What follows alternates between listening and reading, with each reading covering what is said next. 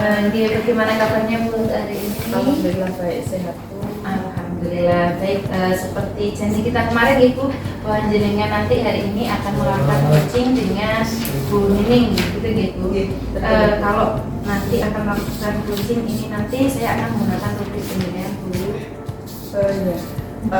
Terima kasih ya Bu ya. Tapi kalau boleh tahu kira-kira lebih peringatan nanti yang akan diterapkan terhadap kegiatan coaching saya bersama dengan Bu Nining.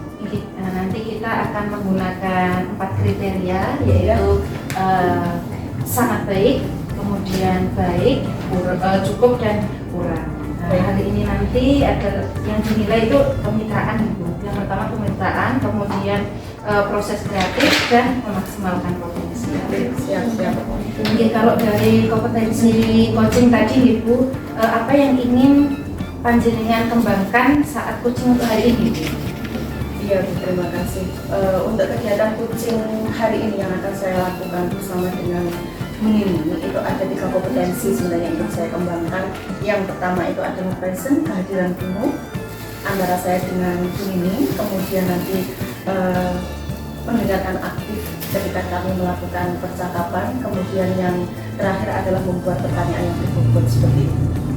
Oke, jadi ketiganya Ibu, dari ketiga kompetensi tadi yang sudah panjenengan utarakan tadi, kira-kira kompetensi yang lebih spesifik yang mana Bu yang ingin saya nilai, yang ingin panjenengan saya nilai untuk coaching hari ini? Oh iya, di antara beberapa kompetensi yang ingin saya kembangkan sebenarnya itu yang pertama adalah mendengarkan aktif ya Bu. Dimana kita kalau mau mendengarkan aktif berarti kita akan merasa bahwasannya nanti ketika pelaksanaan sharing ini nanti bisa berjalan dengan baik.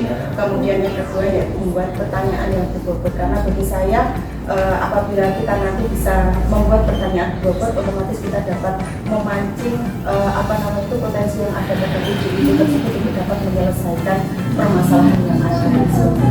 Jadi memberikan pertanyaan yang berbobot gitu. Ya. Nah, menurut jenengan apakah indikator keberhasilan kegiatan coaching yang jenengan laksanakan, indikator dikatakan bahwa coaching saya ternyata berhasil, itu bagaimana?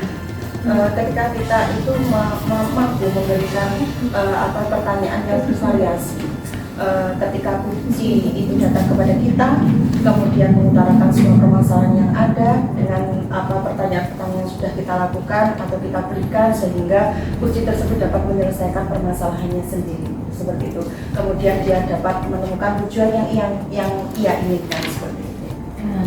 Baik, dari semua penjelasan panjenengan tadi Ibu yang telah direncanakan, kapan Ibu untuk pelaksanaan coachingnya dengan Bu Nining? Iya, kemarin Bu Nining sudah menghubungi saya bahwasanya kira-kira nanti siang beliau akan ke sini untuk bertemu dengan saya melaksanakan kegiatan coaching.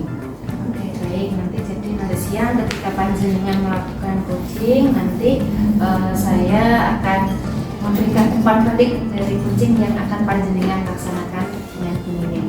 Siap, baik. Nanti panjenengan saya informasi jika Bu Nining sudah ada. Siap, terima kasih Bu Nining. Saya tunggu kabarnya. Siap.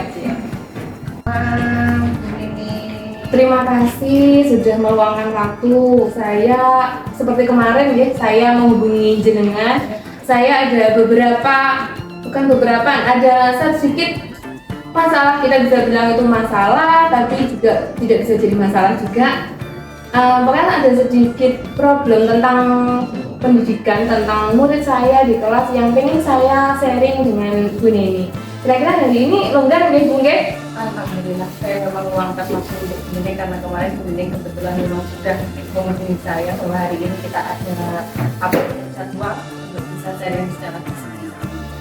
Baiklah Bu, sebelum nanti Bu Nining bercerita panjang dan lebar tentang permasalahan yang Bu Nining alami, kemungkinan kita nanti punya waktu itu kurang lebih sekitar 15 sampai 20 menit ke depan, seperti itu ya Bu ya. Monggo silakan. Cerita apa terhadap saya? Terkait saya sebagai guru agama ya Ibu. Ketika saya ngajar guru agama, sebagai ngajar pendidikan agama Islam, saya ketemu anak itu kan hanya 1 minggu itu hanya 1 kali atau hanya 4 jam pelajaran ya. Seharusnya anak-anak itu menurut saya harusnya ketika kita ajar mereka itu bisa antusias, nanti ya ketemu kan hanya seminggu sekali, bisa antusias, bisa lebih tertarik, lebih aktif ketika kegiatan belajar mengajar. Tapi entah kenapa saya merasa itu anak-anak kalau sebenarnya kurang berminat ketika ada materi pelajaran agama. Saya jadi bingung apakah ada metode pembelajaran saya itu monoton ataukah jadinya kurang sehingga anak-anak itu sebenarnya kurang fokus. Jadi anak-anak itu tidak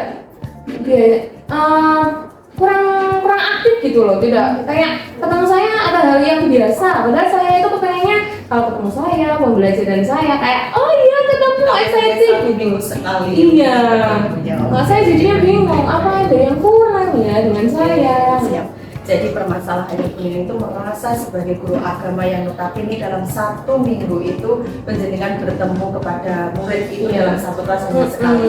Mereka bisa antusias seperti itu ya Bu ya. Nah sebelum nanti kita bicara panjang kali lebar, kira-kira harapannya Bu Nining setelah kita ini nanti melakukan percakapan ini, harapannya itu apa sih yang Ibu Nining harapkan? Dari percakapan sharing sama Bu Nining, jadi kan saya tahu guru kelas nih, saya tahu mungkin saya dapat kiat-kiat dari guru kelas gimana agar anak itu bisa fokus kepada pelajaran. Tapi ketika ketemu guru kelas mereka kan setiap hari ketemu, tapi mereka tetap antusias. Saya pengen dapat mungkin beberapa masukan atau sharing pengalaman dari jenengan.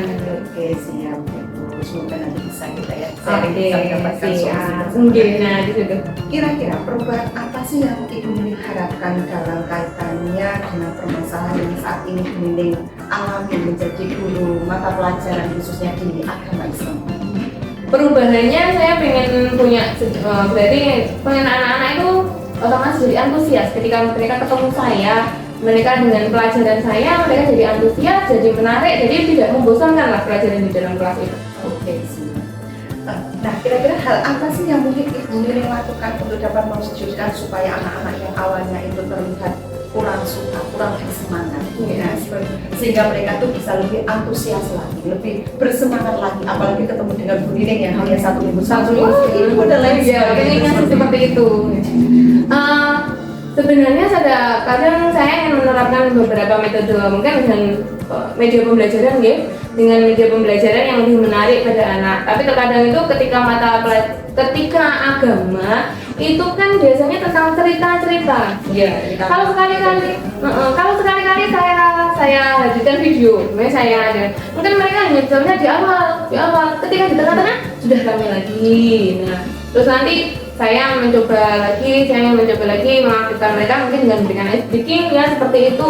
Tapi nanti di akhir lagi juga nggak fokus lagi, malah ramai lagi sama temannya. Saya pengen menghadirkan yang agama itu 4 jam pelajaran kan langsung les kan, mungkin lama waktu ya 4 jam pelajaran itu langsung les, anak-anak itu dari awal pelajaran seperti itu, dimulai dari pembiasaan, mungkin juga ada kegiatan kebosanan. Jadi saya itu sebenarnya pengen cari cara nanti kalau anak-anak, berarti ketika anak-anak sudah bisa fokus, sudah bisa ikut pembelajaran, nanti pembelajaran dia sudah bisa, materi sudah bisa masuk, menjawab soal-soal, pertanyaan itu dia bisa jawab di atas 75% sudah bisa, itu berarti kalau anak-anak sudah fokus pada pelajaran saya. Seperti itu.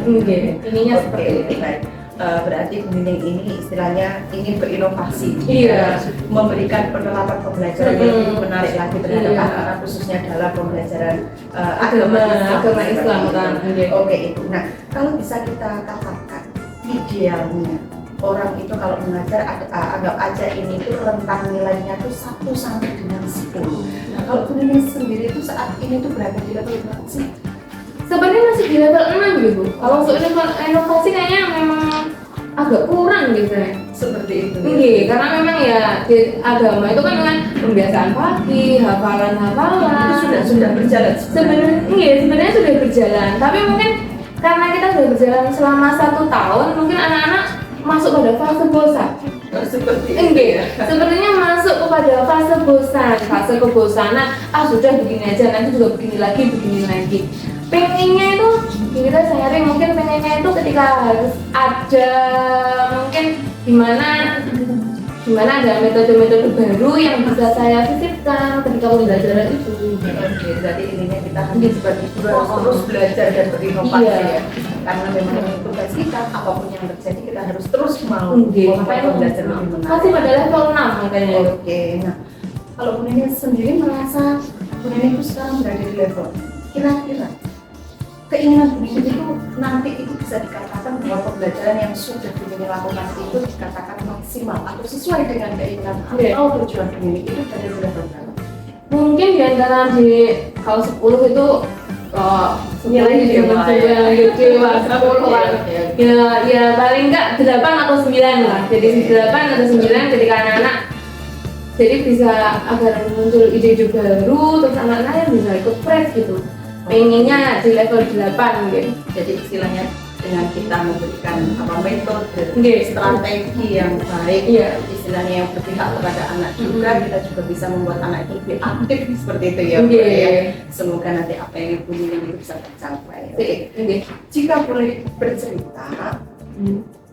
boleh bercerita, apa sih yang menyebabkan murid-murid itu istilahnya itu apa ya, kurang fokus atau cenderung kurang senang dengan kegiatan yang Bu Nini lakukan?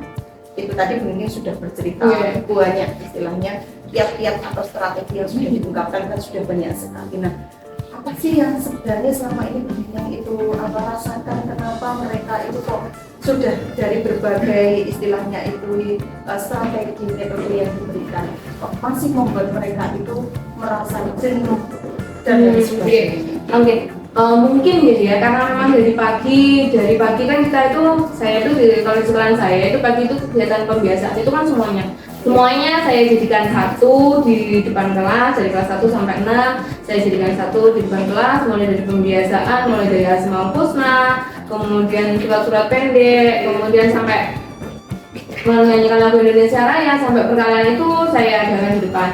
Sebenarnya sudah dibantu oleh teman-teman dari guru-guru yang lain. Tapi kalau tidak ada yang di depan itu anak-anak sebenarnya tidak bisa fokus, main sendiri, kadang ada lempar-lemparan dan seperti itu. Setelah itu, dan mungkin kalau sudah kegiatan seperti itu, kemudian kami melaksanakan sholat duha. Biasanya kami melaksanakan sholat duha 5 atau 10 menit. Di antara waktu itu mesti ketika mungkin antri wudhu seperti itu deh. Itu mesti ada yang main sampai lempar-lemparan, lari-larian, anak larian. Sebenarnya sudah dibantu oleh guru kelasnya, kan mungkin kan setiap hari beda. Sebenarnya sudah dibantu oleh guru kelasnya, tapi kan juga tidak bisa maksimal. Maksud saya tidak bisa maksimal itu mungkin sekali ketika diingatkan oke. Tapi nanti kalau ditinggal kita tengok lain sedikit itu udah mulai. Betul. Itu memang permasalahannya sering kita hadapi sebagai guru SD. Ketika masuk di dalam kelas, saya pengennya juga seperti itu. Saya sudah punya program untuk hafalan, untuk ada hafalan surat pendek. Saya sudah punya kartunya, sudah punya kartu hafalannya, dan juga saya sebutkan ke anak-anak sudah punya. Tapi ketika hafalan seperti itu oke, anak-anak oke. Tapi ketika saya mulai masuk materi, oke, hari ini kita belajar seperti ini. Fokus banget. Hari ini kita belajar ini seperti ini. Sudah, anak-anak enggak. Pikiran mereka tuh entah kemana. Mereka sebenarnya nggak bisa langsung fokus. Memang anak muda 5 sampai 10 menit. Kadang saya memang mencoba melaksanakan itu pakai metodenya. Mungkin saya tidak hanya cenderung bercerita saja, tidak hanya cenderung ceramah. Tapi kan kadang anak-anak juga ikut kerja kelompok, melaksanakan tugas atau sendiri. Tapi masih belum maksimal. Anak-anak itu cenderung memang lebih suka ketika ada kegiatan mereka tidak hanya mendengarkan, jadi kegiatan yang mereka itu bisa memantik kreativitas seperti ketika untuk hafalan surat, saya mungkin bisa pakai potongan-potongan ayat. Tapi ketika untuk metode cerita, nah itu kalau untuk kisah-kisah Nabi misalnya seperti itu, ceritanya itu yang bagaimana, yang bisa memantik, itu masih saya gali, masih saya coba. Kemarin sebenarnya saya sudah mencoba itu untuk anak-anak itu saya buatkan potongan-potongan cerita. Kemudian mereka saya minta, saya tugaskan untuk mencari lanjutan cerita itu. Tapi malah jadi rame. Nah, susahnya di situ lagi. Jadi pengen rame tapi tidak serame itu. Maksud saya rame yang terkendali. Iya, rame yang terkendali. Maksud saya rame dan akhirnya jadi kadang ada yang bertengkar, saya berberapa, saya mau ngumpul jadi satu. Oke, siap. Ya, Bu, ya berarti masih sudah banyak sekali strategi yang sudah panjenengan lakukan untuk membuat istilahnya anak ini nanti dapat tertarik dengan pembelajaran. Walaupun di tengah-tengah jalan banyak sekali hambatan-hambatan yang Bu Nining alami istilahnya seperti itu ya. Bu. Nah, dari strategi, metode dan lain sebagainya saya dengarkan tadi banyak sekali. Kira-kira ada nggak yang istilahnya itu menjadi target utama atau istilahnya menjadi apa namanya itu sesuatu hal yang betul-betul ingin dikembangkan untuk mencapai level 8 atau 7 di atas strategi yang lain? Ya, pastinya ada kan banyak. Kira-kira yang mana? Saya sebenarnya ingin yang lebih spesifik itu anak-anak kemampuan mereka untuk berrelasi atau diskusi kelompok. Bagaimana mereka bisa berkolaborasi dengan teman, berkolaborasi misalnya dalam satu kelompok mereka diberikan tugas, mereka bisa ikut sama-sama mengerjakan. Tidak hanya satu atau dua anak saja yang mengerjakan, lainnya hanya melihat atau mengamati. Saya inginnya anak-anak bisa menerapkan kemampuan mereka. Hanya saja agak terkendala ketika anak-anak dia itu tidak senang kepada temannya. Nah, susahnya di situ. Ketika dia sudah merasa tidak senang kepada temannya, kemudian mereka dikelompokkan jadi satu kelompok, keinginan untuk berkolaborasi itu kurang. Seperti itu. Makanya terkadang saya pengen meminta dari guru kelas, meminta dari teman-teman guru kelasnya, apakah ketika beliau mengajar anak-anak, pernahkah beliau di guru kelas itu mengajarkan dengan metode tersebut, lalu kondisi anak ketika diajarkan dengan metode diskusi kelompok tersebut, apakah anak-anak juga baik, juga maksud saya juga bisa melakukannya dengan baik, apakah mereka ikut aktif dalam kegiatan tersebut. Pengennya juga ikut sharing sama teman-teman begitu. Berarti intinya kegiatan kolaborasi yang ditingkatkan. Iya, kolaborasi. Mungkin ada cara yang lain selain strategi untuk apa itu kolaborasi yang mau ditekankan? Yang mau ditekankan kolaborasi. Iya, kolaborasi itu bagaimana anak bisa menyampaikan. Setelah kolaborasi kan bagaimana anak bisa menyampaikan, bisa dia PJ berdiri di depan kelas, di depan semua orang. Terhadap dirinya sendiri tentang apa yang sudah dia gali. Oke, Bu. Nah, kira-kira dalam mewujudkan apa itu namanya strategi yang sudah Bu Nining inginkan yang dilakukan, itu membutuhkan dukungan di pihak lain apa enggak? Iya jelas toh Bu. Otomatis yang pertama yang utama adalah dari anak. Terus kan karena mereka anak-anak itu kan yang dilibatkan, otomatis saya juga membutuhkan dukungan dari anak yang utama. Kemudian yang kedua dari wali kelas harus guru-guru kelas lain, karena dirinya guru agama. Saya kan tidak setiap hari ketemu mereka, jadi kalau dari guru kelas kan mungkin saya juga bisa sharing. Kalau dengan guru kelas yang setiap hari dengan metode tersebut, apakah anak-anak itu aktif? Bisa. Otomatis kan juga nanti butuh masukan dari guru-guru kelas, kemudian juga dari kepala sekolah. Ketika saya melakukan suatu kegiatan dengan metode tertentu, mungkin saya juga membutuhkan biaya kan Bu, seperti kertas, mungkin atau ada proyektor, mungkin perlu koordinasi dengan kepala sekolah dan kelas. Untuk yang lainnya mungkin itu kan kalau dari pihak apa yang ada di sekolah ya, dengan berkasih jawab baik itu dengan apa teman maupun anak sendiri dan juga kepala sekolah. Dari pihak lainnya kira-kira ada nggak? Yang orang tua orang tua juga mungkin kan ada grup di situ, ada grup kelas yang bisa saya atau guru itu menyampaikan apa yang harus dikerjakan oleh anak. Jadi orang tua mungkin dari orang tua saya bisa. Nah ini kapan nih kira-kira? Sangat bagus sekali kan saya dengar. Bisa dilakukan. Karena kebetulan minggu depan itu masih mid semester ya. Sematif akhir semester saya akan mungkin melaksanakannya minggu depannya lagi. Setelah sematif ini selesai, jadi nanti saya observasi, nanti saya akan mungkin selama sematif saya mungkin berbicara dengan wali kelasnya, menentukan rencana, kemudian setelah sematif saya akan mencoba melaksanakannya di kelas. Siap, oke. Nah baik sekali ya, bagus sekali. Rencana Bu Nining tadi sudah tertata, terstruktur istilahnya seperti ini. Nah, bagaimana caranya Bu Nining itu untuk mengukur keberhasilan dalam penerapan strategi ini terhadap anak-anak? Dalam fokusnya itu mengembalikan konsentrasi. Setiap kegiatan pembelajaran kan kita punya lembar observasi. Jadi observasi kan itu kan kita bisa tahu ada ukuran anak-anak, dia tidak bisa ikut kolaborasi, dia sudah bisa mengambil. Dari kalau dari lembar observasi yang saya punya itu nilainya sudah baik, pada baik. Berarti apa yang saya usahakan pada pembelajaran saya sudah baik. Oke, siap. Jadi pertama Bu Nining akan melakukan strategi-strategi itu tadi, mencobanya, kemudian mengukurnya dengan Lembar observasi. Oke, siap. Nah, apa itu kira-kira setelah kita melakukan percakapan beberapa menit ke belakang ini tadi, itu apa sih yang Alhamdulillah dari sana, dari percakapan ini saya dapat review apa yang saya lakukan, apa yang sudah saya lakukan, kemudian saya dapat merancang apa yang akan saya lakukan untuk saya punya tujuan, saya harus bagaimana, harus melaksanakannya, kemudian saya punya gambaran bagaimana merancang dan kapan akan melaksanakannya. Terima kasih sekali, lebih plong, lebih lega saya. Iya Bu ya. Baik, saya setuju sekali. Berarti Bu Nining tadi kesini membawa masalah pulang dengan solusi yang tepat. Nah, apa itu bagaimana perasaan Bu Nining saat ini? Tentu saja senang.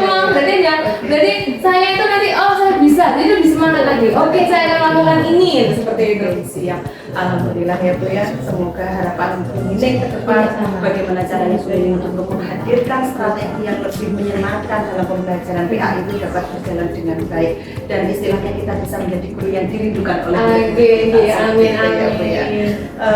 Mungkin cukup ini saja ya Bu pertemuan kita. Ada waktu lain kali bisa kita sambung lagi. Saya juga terima kasih Bu Nining sudah percaya dengan saya. Terima kasih sekali atas waktunya. Semoga Bu ini tidak bosan kalau saya cerita, kalau saya berbicara.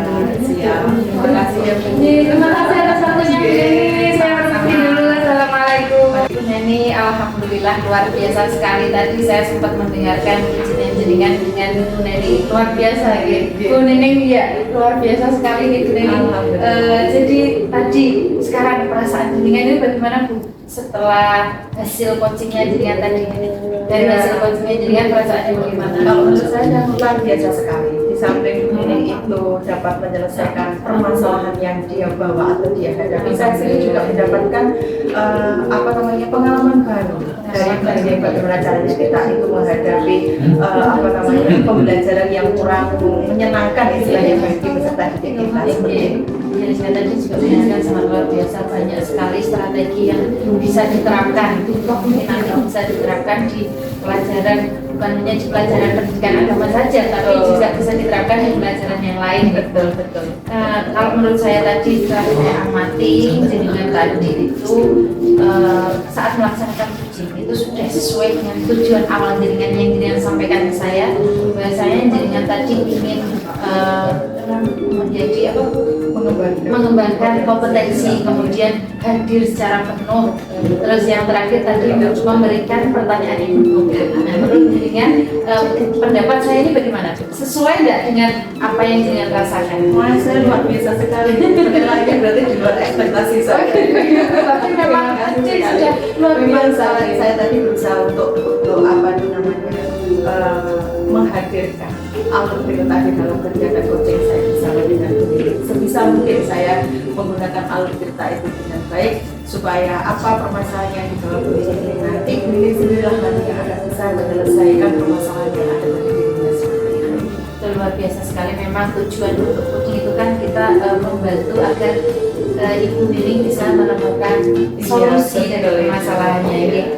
Untuk dari kegiatan tadi setelah panjenengan melaksanakan coaching, kemudian kira-kira ada kompetensi yang nanti kedepannya itu ingin panjenengan kembangkan lagi dari kemampuan panjenengan tadi? Kalau menurut saya itu saya ingin memberikan pertanyaan yang lebih berbobot, yang lebih variatif lagi ya. Karena menurut saya dengan kita sebagai seorang coach mampu memberikan pertanyaan yang berbobot, lebih bervariatif lagi terhadap uji kita, maka dari itu akan bisa menggali potensi dari uji tersebut.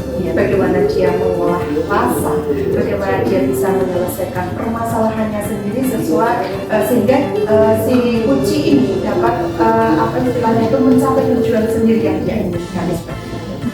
Jadi memang harus dipancing istilahnya seperti itu dengan pertanyaan yang untuk belajar juga kalau panjenengan tadi untuk belajar kira-kira caranya bagaimana untuk mengembangkan kompetensi itu Ya, banyak hal yang mungkin nanti yang bisa saya lakukan. Yang pertama itu bisa kita mengikuti kegiatan seminar atau bimtek yang berkaitan dengan bagaimana cara kita mengembangkan kompetensi seorang coach seperti itu. Kemudian lagi mungkin kita bisa sharing antar teman sejawat, bagaimana kita bisa menggali pertanyaan-pertanyaan berbobot untuk mengatasi permasalahan yang ada di dalam lembaga yang dialami oleh rekan-rekan kita seperti itu.